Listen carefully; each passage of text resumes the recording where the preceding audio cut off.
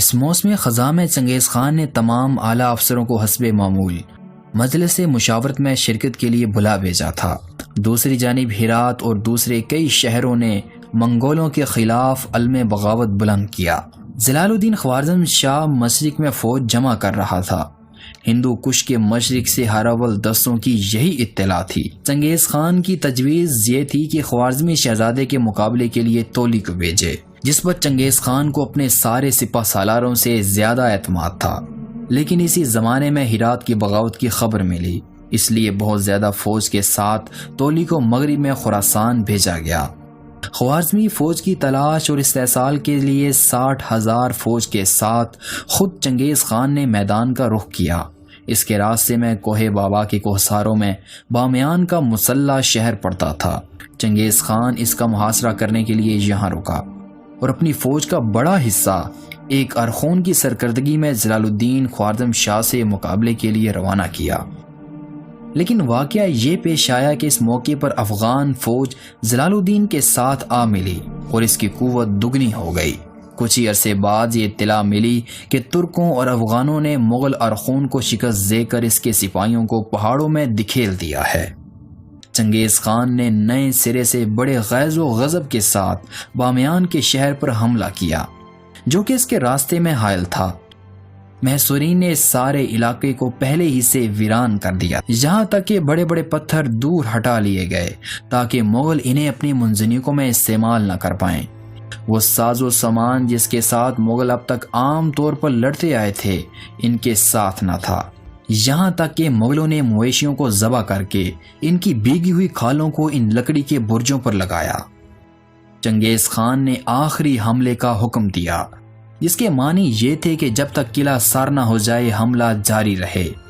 عین اس وقت اس کا ایک پوتا جو فصیل کے نیچے تک اس کے ساتھ تھا مارا گیا۔ غصے کے عالم میں چنگیز خان نے اپنا خود اتار پھینکا اور خود سپاہیوں کی صفوں میں گھستا ہوا اس دستے کی رہنمائی کے لیے جا پہنچا جو کہ قلعے کے اندر گھسنے کی کوشش کر رہا تھا۔ ایک جگہ قلعے کی فصیل میں شگاف تھا، یہاں مغلوں کے قدم جم گئے اور بہت جلد بامیان پر ان کا قبضہ ہو گیا۔ فصیل کے اندر ہر جاندار کو تہہ تے کر دیا گیا، مسجدوں اور محلوں کو مسمار کر دیا گیا۔ اس کے بعد چنگیز خان بامیان شہر کو چھوڑ کر اپنے لشکروں کو اکٹھا کرنے نکل کھڑا ہوا۔ یہ دستے پہاڑوں سے ہوتے ہوئے اس کی طرف آ ہی رہے تھے۔ شکست کھانے پر بھی یہ ایسے زیادہ بدحال نہیں ہوئے تھے۔ خان نے ان سب دستوں کو اکٹھا کیا اور ان کی وفاداری اور ثابت قدمی کی تعریف کی، بجائے اس کے کہ وہ اس بد نصیب ارخون پر الزام لگاتا جس نے جلال الدین خوارزم شاہ کے ہاتھوں شکست کھائی تھی۔ وہ اس کے ساتھ ساتھ اس میدان جنگ کا معائنہ کرنے لگا اور جنگ کی تفصیلیں پوچھتا رہا، ارخون کو سمجھاتا رہا کہ اس نے کس موقع پر کیا غلط چال چلی۔ چنگیز خان اس کے خلاف پیش قدمی کر رہا تھا۔ ایک فوج کو اس نے الگ روانہ کیا تھا کہ وہ افغانوں کی نقل و حرکت کی نگرانی کرے۔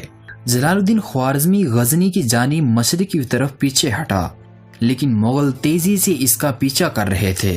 اس نے نئے حلیفوں کو اپنی کمک کے لیے بلانے کو قاصد بھیجے، لیکن ان کے راستے میں مغل حائل تھے جو تمام دروں پر قابض تھے۔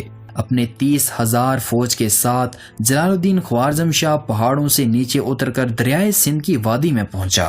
اسے امید تھی کہ اگر اس نے دریائے سندھ کو عبور کر لیا تو پھر اسے دلی کے سلطان کی مدد حاصل ہو جائے گی، لیکن مغل جو کہ غزنی میں اس سے 5 روز کی مسافت پر تھے اب اس سے نصف روز کے فاصلے پر آ گئے۔ اس دوران چنگیز خان نے صرف کھانا پکانے کے لیے گھوڑوں سے اترنے کی اجازت دی۔ جان پر کھیل کر خوارزم کے شہزادے نے دریا کا رخ کیا اور یہ دیکھا کہ وہ ایسے مقام پر ہے جہاں دریا کا بہاؤ اتنا تیز اور پانی اتنا گہرا ہے کہ دریا کو پار نہیں کیا جا سکتا۔ وہ آخری مقابلے کے لیے پلٹا۔ اس کا بایاں پہلو ایک پہاڑ کے تلے محفوظ تھا، اس کے دائیں بازو پر دریا کا موڑ اس کی حفاظت کر رہا تھا۔ مسلمان بہادر جو اپنی آبائی سرزمین سے نکالے گئے تھے بے رحم مغلوں سے طاقت آزمائی کرنے کے لیے بالکل تیار تھے۔ جلال الدین خوارزم شاہ نے حکم دیا کہ کنارے پر جتنی کشتیاں ہیں جلا دی جائیں تاکہ اس کے سپاہیوں کے دل میں بچ کے بھاگ نکلنے کا خیال بھی نہ آئے۔ میدان جنگ میں ایسے موقع کی جگہ مل گئی تھی۔ سب سے پہلے خوارزمی شہزادے نے اپنے سپاہیوں کو آگے بڑھایا۔ امین الملک نے اس شجاعت سے حملہ کیا کہ مغلوں کو دریائے سندھ کے کنارے پیچھے ہٹنا پڑا۔ حسب معمول مغل دستوں میں بٹ کر منتشر ہو گئے۔ سیدھے ہاتھ کی طرف اونچے سنگلاخ پہاڑوں کی وجہ سے مغل رک گئے تھے۔ یہاں وہ ٹھہر گئے اور جلال الدین نے اس مقام سے کچھ دستے ہٹا کر امین الملک کے بڑھتے ہوئے میمنے کی کمک کو بھیجے۔ تقدیر کے ایک داؤ میں یا تو اسے فتح حاصل ہوتی یا اسے شکست سے دوچار ہونا پڑتا۔ لہٰذا اس مسلمان شہزادے نے سب کچھ کھونے کا فیصلہ کر کے اپنی فوج کے منتخب دستوں کے ساتھ اس نے مغلوں کے کلب لشکر پر دھاوا بولا اور چنگیز خان کو ڈھونڈتا ہوا اس کے کلب لشکر میں جا گھسا، لیکن چنگیز خان وہاں تھا ہی نہیں۔ دراصل اس کا گھوڑا زیران مارا جا چکا تھا اور وہ کسی اور گھوڑے پر سوار کسی اور جگہ تھا۔ چنگیز خان نے دیکھ لیا تھا کہ خوارزمیوں کے میسرے کے تقریباً سارے کے سارے سپاہی دوسرے حصوں میں بھیج دیے گئے ہیں۔ اس نے حکم دیا کہ بلا نویان کی سرکردگی میں ایک تومان جس طرح ممکن ہو پہاڑوں کے اس پار پہنچ جائے، اور جن نقیبوں سے وہ سوالات پوچھ رہا تھا انہیں اس نے اس کے ساتھ راہبر بنا کر بھیجا۔ یہ مغلوں کی پرانی الٹ دینے والی چال تھی۔ بلا نویان اور اس کے سپاہی رہبروں کے ساتھ دشوار گزار گھاٹیوں میں ہوتے ہوئے سنگلاخ اور ناقابل عبور چٹانوں پر چڑھتے ہوئے آگے بڑھتے گئے۔ کچھ سپاہی نیچے گھاٹیوں میں جا گرے، لیکن سپہر کو اس تومان کا بڑا حصہ چوٹی پر جا پہنچا، اور اس جگہ کی حفاظت کے لیے جلال الدین شاہ نے جو تھوڑے سے سپاہی باقی چھوڑے تھے ان پر ٹوٹ پڑا۔ پہاڑوں کی اس فصیل کی طرف سے خوارزمیوں کا بازو محصور ہو گیا۔ بلا نویان نے اپنے دشمنوں کے لشکر پر حملہ کر دیا۔ اس درمیان میں چنگیز خان اپنے ساتھ 10,000 بھاری لشکر کے ساتھ جلال الدین خوارزم شاہ پر ٹوٹ پڑا۔ چنگیز خان نے وقت ضائع نہیں کیا۔ اس نے اپنے دستوں کو موڑ کر جلال الدین خوارزم شاہ کے پہلو پر حملہ کیا، جو کہ کلب میں اس کے کلب لشکر کے ساتھ لڑ رہا تھا۔ دریا کے پاس جلال الدین خوارزم شاہ کا جو دستہ تھا وہ اس کے اور جلال الدین کے درمیان حائل ہو چکا تھا۔ شیر دل لیکن تھکے ماندے مسلمان اس بوڑھے مغل کی چالاکی اور فراست سے بالکل مجبور ہو گئے۔ یہ آخری چالیں اس نے اس طرح چلی تھیں جیسے کوئی شطرنج میں چلتا ہو۔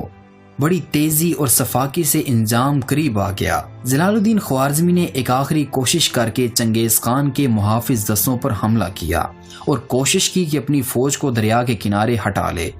مغلوں نے اس کا تعاقب کیا اور اس کے دستے منتشر کر دیے گئے۔ بلا نویان اس پر پورا دباؤ ڈال رہا تھا، اور بالآخر جب جلال الدین خوارزم شاہ دریا کے اونچے کنارے پر پہنچا تو اس کے ساتھ صرف 700 ساتھی زندہ بچے تھے۔ یہ جان کر کہ خاتمے کا وقت قریب آ چکا ہے، جلال الدین خوارزم شاہ ایک تازہ دم گھوڑے پر سوار ہوا، اپنی ذرہ اتار پھینکی اور اپنی تلوار، ایک کمان پھر ترکش بھر تیر لے کر اونچی چٹان سے دریا کے تیز دھارے میں اپنے گھوڑے پر سوار ہو کر کود پڑا اور دور دراز کنارے پر پہنچنے کی کوشش کرنے لگا۔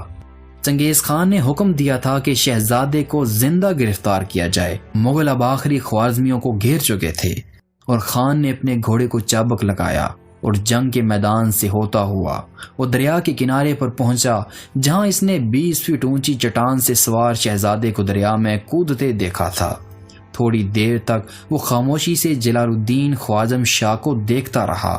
پھر چنگیز خان نے باساختہ ایک تاریخی جملہ کہا، وہ باپ خوش قسمت ہے کہ جس کا بیٹا اتنا بہادر ہے۔ اس نے جلال الدین خوارزم شاہ کی جرت اور شجاعت کی تعریف میں دریغ نہیں کیا، لیکن وہ اسے زندہ نہیں چھوڑنا چاہتا تھا۔